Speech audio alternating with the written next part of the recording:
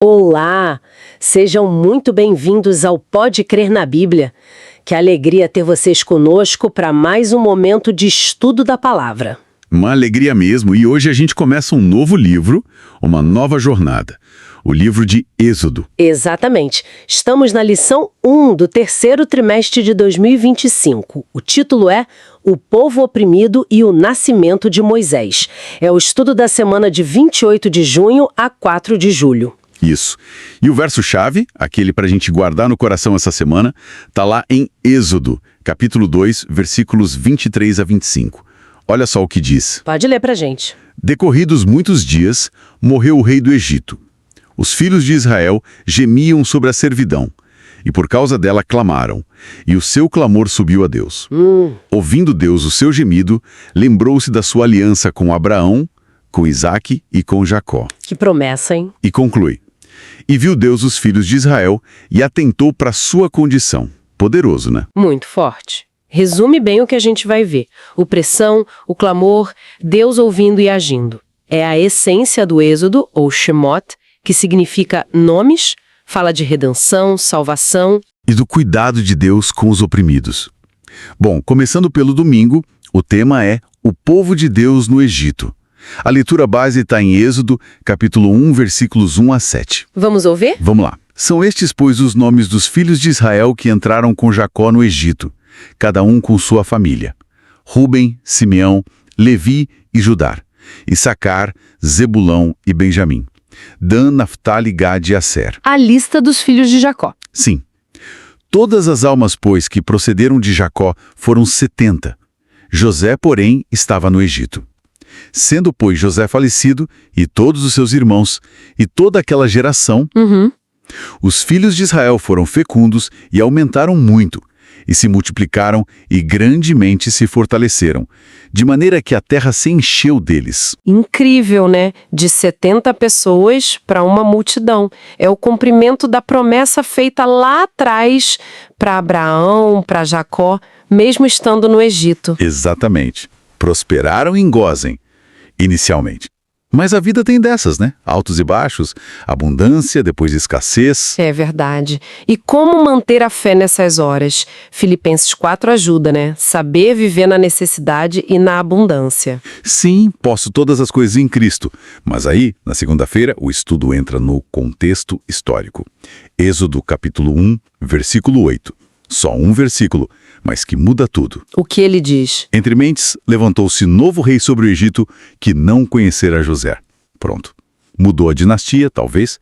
Expulsaram os Ixos. E os hebreus, que eram semitas como os Ixos, passaram a ser vistos com desconfiança, né? Exato. O faraó ficou com medo da força, do número deles. Êxodo 1, versículo 9 fala disso. E o medo gerou o quê? Opressão, escravidão, trabalhos forçados, começa o sofrimento. E mesmo sem saber o nome exato do faraó, Amós-Zi, Tutmés-Zi, não é o foco principal. não. O foco é ver Deus presente mesmo no silêncio aparente. E aquela separação em Gósen que protegeu a identidade, talvez agora tenha até piorado a situação, gerando mais medo nos egípcios. Pode ser. E a coisa aperta na terça-feira. As parteiras hebreias. A leitura é Êxodo capítulo 1, versículos 15 a 21. Uma ordem terrível do faraó. Qual foi a ordem? Para matar os meninos hebreus recém-nascidos. Direto às parteiras, Sifrá e Puá. O texto diz, disse o rei do Egito às parteiras hebreias, quando servirdes de parteiras às hebreias, examinai. Se for filho, matai-o. Mas se for filha, que viva. Que crueldade. Mas elas... Elas temeram a Deus, essa é a chave, e não fizeram como lhes ordenara o rei do Egito. Antes, deixaram viver os meninos. Uau! Que coragem! Desobediência civil por fidelidade a Deus? Mais importa obedecer a Deus, né? Com certeza. E olha que interessante, a Bíblia guarda o nome delas, Sifrá e Puá. E o do faraó? Se perdeu. Mostra o que Deus valoriza. Fidelidade, coragem, não poder ou status. Exato. E Deus abençoou as parteiras, diz o texto. Constituiu-lhes família. Mas o plano do inimigo não parou. Piorou, né? A ordem foi para todo o povo egípcio jogar os meninos no rio Nilo. Que cenário! Terrível! E é nesse caos que chegamos na quarta-feira, o nascimento de Moisés. A história está em Êxodo, capítulo 2, versículos 1 a 10. Uma história incrível. A mãe, Joquebede, com fé, faz o cestinho. A irmã Miriam vigiando de longe. E a providência. Justo a filha do faraó encontra o bebê. E tem compaixão.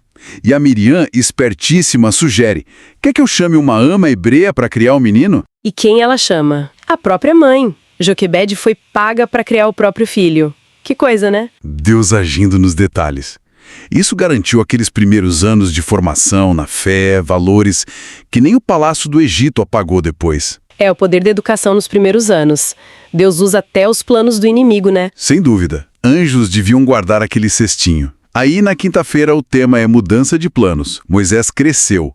A leitura é Êxodo 2, de 11 a 25, e também Hebreus 11, versículos 24 e 26. Hebreus fala da escolha dele, né? Isso, diz lá: pela fé, Moisés, quando já homem feito, recusou ser chamado filho da filha de Faraó, Uau! Abriu mão de tudo. preferindo ser maltratado junto com o povo de Deus a usufruir prazeres transitórios do pecado, porquanto considerou o opróbrio de Cristo por maiores riquezas dos que os tesouros do Egito, porque contemplava o galardão. Que decisão. Ele sabia quem ele era. Mas aí ele tenta agir, né? Vê o egípcio maltratando um hebreu e mata o egípcio. Uma tentativa impulsiva, prematura. Achando que já era a hora, talvez. Sei. Usando a força humana. O jeitinho dele. Exato. Atos 7 diz que ele pensou que entenderiam que Deus o usaria para libertar, mas não entenderam. E ele foge. De príncipe a fugitivo em Midian. Parece um fracasso total. Parece. Mas ali começa a segunda fase da vida dele. 40 anos do deserto. A escola de Deus. Aprendendo o quê? Humildade, paciência, dependência total de Deus, domínio próprio, desaprendendo o orgulho do Egito. Foi lá que ele se tornou, segundo Números 12, o homem mais manso da terra. Que transformação. Foram 3 fases de 40 anos, né? Egito, Midian e depois liderando no deserto. Deus o preparou no silêncio de Midian. Exatamente. O que nos leva à sexta-feira, a reflexão final. Olhando para trás, o que fica dessa semana? Para mim, fica muito forte a fidelidade de Deus. Mesmo no silêncio, na opressão, Ele ouve, Ele lembra da aliança, Ele age no tempo dele. Isso. E o preparo divino. Deus usa as circunstâncias mais difíceis, escravidão, deserto, para moldar seus servos. Joquebede, Moisés. Os frutos demoram às vezes. E a coragem de obedecer a Deus acima de tudo. As parteiras, o próprio Moisés ao escolher o povo. Isso é muito forte. E confiar nos métodos e no tempo de Deus, né? Deixar de lado a nossa força, a nossa sabedoria humana. O deserto pode não ser abandono, mas sim a sala de aula de Deus. Uma ótima reflexão. E falando em palavra, fica o nosso convite. Participe do projeto Reavivados por Sua Palavra. Ler um capítulo da Bíblia por dia. Isso mesmo. E para quem está acompanhando, o próximo capítulo da leitura é Gênesis, capítulo 30. Continua a história dos patriarcas. Mesmo que o processo seja duro, confiar nesse processo é fundamental. Exatamente. E falando em alcance, fica aquela curiosidade boa. Onde será que essa mensagem está chegando hoje? Conta pra gente. Queremos muito saber até onde a palavra de Deus está viajando. E se esse estudo te abençoou, se tocou seu coração, considere curtir, compartilhar com alguém. Isso ajuda muito a espalhar essa mensagem de esperança. Mas lembre-se sempre, o mais importante não é o clique, a inscrição, o mais importante é viver essa palavra no dia a dia. Verdade. E fica a pergunta para nossa reflexão pessoal. Será que estamos dispostos a passar pela escola do deserto, que Deus talvez esteja usando para nos preparar, mesmo sem entender tudo agora? Uma pergunta profunda para a gente levar para a semana. Que Deus nos ajude a confiar nele em cada etapa.